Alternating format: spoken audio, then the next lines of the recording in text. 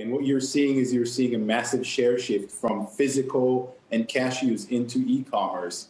And the survey that we did in our work actually showed that beyond COVID, people are actually expecting the spend on e-commerce and card use to be going up in the next 2 to 3 years. So it's not going to be just a one-trick pony for COVID.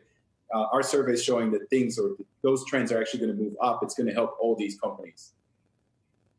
It's funny, I was shopping the other day at a major store around here, and I found myself thinking, are we ever going to use cash in this country again? And you really do use your cards or debit cards or whatever for any transaction, in my case, above $50 or $100. But at any rate, which are the stocks you like the most in this group? Are they the traditional ones, the MasterCards, the Visa, or are they some of the new breed, the Squares, the PayPals?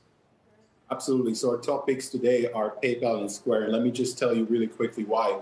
We named PayPal a perpetual share gainer. The work that we shows that their growth is not just because of e-commerce. They're structurally gaining share. The PayPal checkout button is structurally gaining share. On top of that, we did a survey that shows that their recent QR initiative, so people are actually going to check out with QR codes, and PayPal is spearheading that in the US. And our survey shows that this could add up to 15% of upside to their total addressable market if they can actually start getting people to check out using QR codes. And for Square, we see them as a massive share gainer, and we believe that they will be able to gain from the disruption that COVID is doing in the SMB space. And a lot of those new businesses that are going to come back, they're actually going to use Square instead of their traditional services. Plus, they have the Cash App, which has been a huge success. So PayPal and Square are our top picks because of that. Tell me a little bit more quickly about this use of the QR code that seems like it will speed checkout.